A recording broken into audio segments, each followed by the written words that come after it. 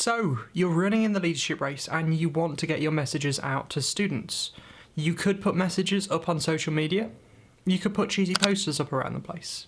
But most people won't notice that. Most people won't really care. They'll start to blank them out and kind of ignore them eventually. But videos can be extremely useful at getting the message across as long as they're interesting and relatable. Now that doesn't mean messages on social media or posters around the university aren't important. They all play a part in your campaign, but videos can help get the message across a bit easier as long as they're relatable and interesting. While they do require some planning and some thought on your part, as long as you've got the ideas and the basic ideas for how to make videos, you should be fine. I should quickly say you don't need fancy high-end equipment to actually film videos for this kind of purpose.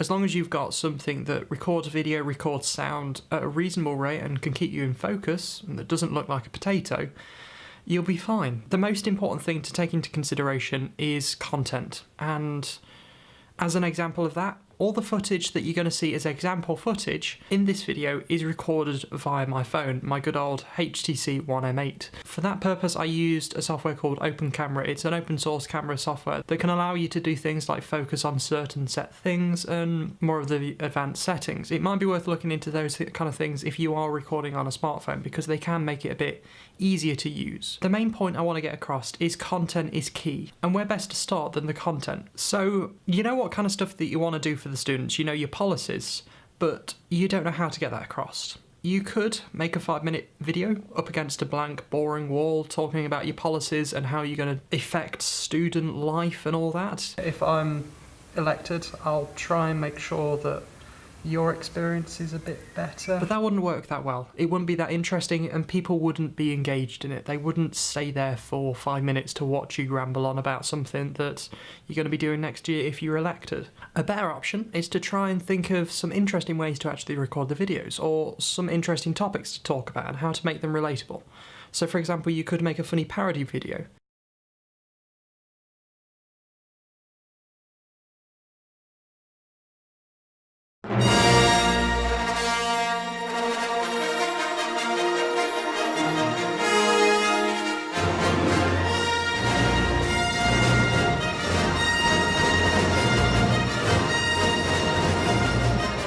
I'm going to bring a new hope to Stash Uni. If I'm elected. If I'm elected.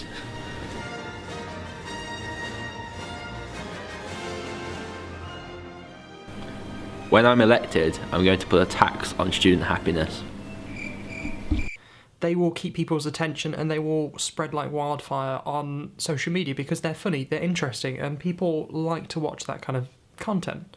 You could make something more relatable, showing you in one of the student union venues or in one of the student union spaces or around the university in general. This year I'm going to make sure that the price of a pint goes down to a penny. It depends what you're based on. If you're going to be talking about academic life, then you could go and record in one of the lecture theatres. If I'm elected this year, I'll make sure that all lecturers are more attractive. If you keep your content relevant and if you bring it back down to standard student life, then people will be more interested in that and people will see that you're more invested in the kind of topic. So it'll seem like you're more interested and that you're a better candidate for the job in a way. The key thing is to make sure that you're enthusiastic. Obviously you don't want to overdo it. When I'm elected, every student will get a free pony. But you want to show that you're enthusiastic to a certain degree. You don't want to be boring, shy, looking away from the camera, not knowing what's going on with your hands. You want to really show that you're enthusiastic, you care, keep a focus on the camera, and that shows that you're interested. As I said before, you're invested in the topic, and people like that. One of the other points to take into consideration is to try and rehearse your lines. As much as it looks incredibly easy, it isn't. It isn't one bit. It is quite difficult to actually get everything out and say it in the right way because you might slip up on something. And as much as you could say, yeah, that'll do, if you slipped up on something and said something a bit wrong, you could potentially offend people. A bit shit in a way. No, don't swear. For example, one of the special events going on this week, at the end of the week in LRV, to come around... It's just key to make sure that you're saying it in the way that you want it to come across. Now, while content is important, if your shot is out of focus, if it's a bit shaky, you know, if it's all over the place and if it's looking a bit dodgy with a bit too bright a background or darker background, then it's not going to look right, is it? It's going to look a bit shit. And what you want to be able to do is make sure that you're framed properly, so there's a nice background behind you, and you also want to make sure that the lighting and the sound is nice. So the key thing to bear in mind for that is to try and film at a venue, as I suggested earlier, or try and film in some relevant situation. So for example, if you're going to focus on academic life, go and record in a lecture theatre. If we compare something that's filmed up against a blank wall compared to something that is filmed in a lecture theatre, if you're going to talk about academic life, the one that's shot in the relevant place, as long as the content is the same, will come across a lot better, and people will be more interested by it, and they'll see that you're more interested because you're actually in the place where it matters. If you were just randomly up against a wall, it doesn't really say anything. It's also very boring as a shot. It's not interesting. You know, behind me I've got a few posters, I've got things in the background that kind of keep the interest up. There's something there for you to look at while I'm talking about something that might not be too interesting. It doesn't take away from the concentration of, for example, myself, but it keeps you interested and it looks nice, and that's the key thing to bear in mind. Not only will it make the shot look better, it'll make you come across a little bit better because it shows that you're interested in the topic and that you're kind of invested in it because you actually go to the place and you've actually recorded something in there. And psychologically, it'll click. It'll make something click within their brains to say, this guy sort of knows what he's doing. And I'm not no psychologist, but that's what I would say happens. Now, while sound and lighting aren't too important, they are still key things that you need to take into consideration. If your sound isn't up to scratch, if it's very crackly, or if there's a lot of background noise, it takes away the concentration from you onto the sound, and it starts to sound not the best, and people won't want to watch it properly. If I'm elected, I'll make you really happy. Because they won't have the concentration to sit through something that sounds horrible, for example.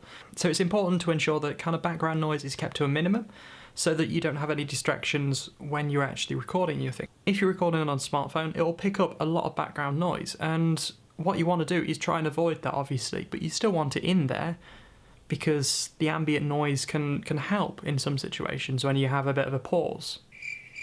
But you don't want it to be too loud, so you try and film in times when it's going to be a bit quieter, so let's say 3-4ish, when it's not as busy. Now, a lot of the planning comes in when it comes to lighting, because you obviously need to pick a place and a time when there's going to be either sunlight or you know that there's going to be reliable ceiling lights, for example, which you can use for your lighting, because when it comes to using natural light can dim and get brighter as it wishes when it goes behind clouds and when it comes out of clouds. In some situations that's going to be a bit hard to control, but in some situations you could actually get around it by filming inside in a building. Obviously, once you've filmed things, you obviously need to make sure that you edit it down to cut out bits where you're pausing, and you might need to slot shots in, or you might need to cut to a position where you're in a different position, let's say. You could edit on one of the university computers with Adobe Premiere Pro. You could go and edit on one of your own PCs. The best thing that I would suggest is go and edit on something like Movie Maker, something simple, something easy and relatively user-friendly to use. You don't want to be jumping straight into things like Adobe Premiere Pro because they can take a long time to actually master and to understand. I would seriously recommend, if you obviously have access to it, using something like Movie Maker.